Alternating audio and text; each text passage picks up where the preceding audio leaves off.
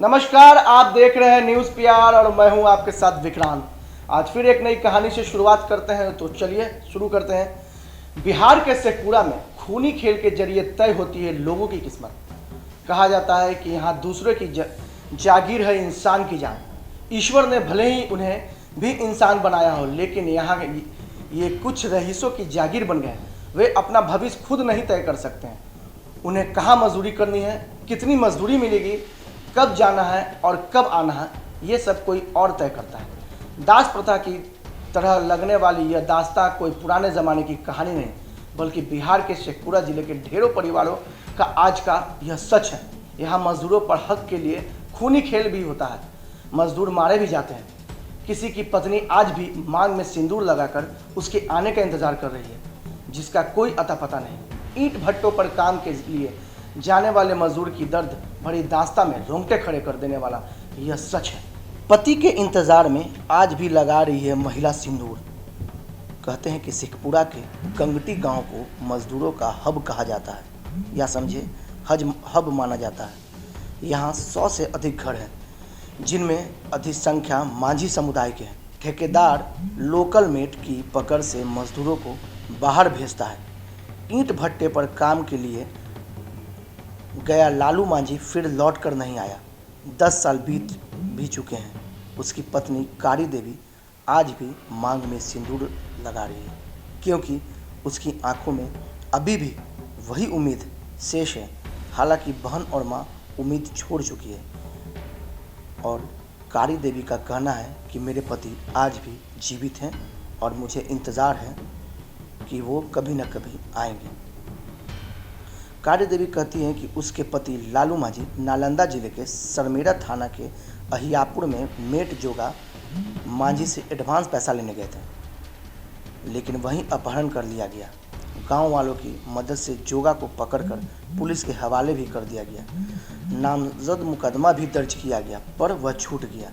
इस मामले में आज तक कोई सुनवाई नहीं हुई। बूढ़ी माँ और पत्नी आज भी कोर्ट और कचहरी की चक्कर काट रही है। बच्चों को तो अपने पिता का चेहरा भी याद नहीं। वर्चस्व की लड़ाई में बहता है खून वहाँ पे। इस खेल में कई मेट समुदाय से ही होते हैं। चिमनी मालिकों के साथ भी विवाद भी होता रहता है। अगर हम वर्ष 2013 की बात करें, तो वहाँ के तत्कालीन एसपी बाबूराम ने ही ऐसे ही एक मामले का उद्भेदन किया था। दाऊदपुर इटावा के आसपास नदी में कटा हुआ हाथ मिलने के बाद उन्होंने तहकीकात शुरू की, तो कागज़ के कुछ टुकड़े भी मिले और उसे जोड़ने पर एक मोबाइल नंबर सामने आया। जब उस मोबाइल नंबर पर संपर्क किया गया तो उत्तर प्रदेश के चिमनी भट्टा मालिक का निकला।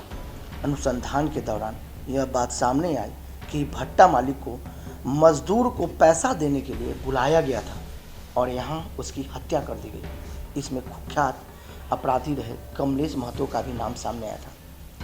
अरियरी थाना क्षेत्र के जोधन बीघा निवासी भगवान चौहान और महेंद्र चौहान को भी गिरफ्तार कर जेल भेज दिया गया। दोनों नामजद अभी जमानत पर हैं। 2 मजदूरों की हत्या कर दी गई थी। बात करें बड़बीघा थाना क्षेत्र के, तो सकलदेव नगर से मजदूरों को बाहर भेजा जाता है। यहाँ से एडवांस रुपए लेकर जा रहे 2 मजदूरों की गला काटकर हत्या कर दी गई थी। तब पुलिस ने यह कहा था कि पूर्व में एडवांस लेकर काम पर नहीं जाने और दूसरी जगह से एडवांस ले लेने के विवाद में इस कांड को अंजाम दिया गया।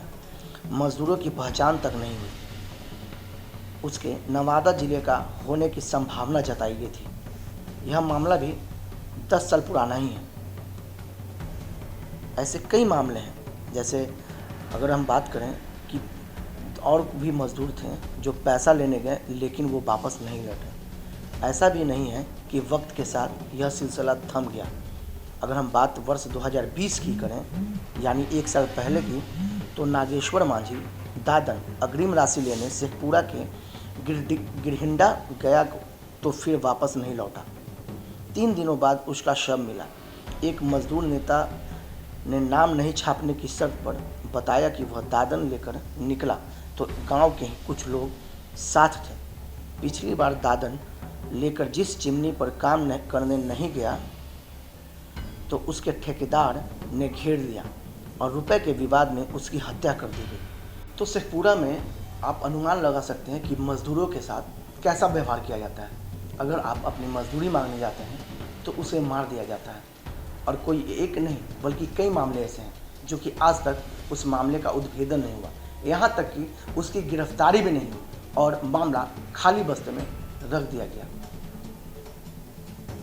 तो ऐसे ही नई नई कहानियाँ से जुड़े रहने के लिए हमारे चैनल को सब्सक्राइब करें। तब तक के लिए मुझे दीजिए इजाज़त। नमस्कार।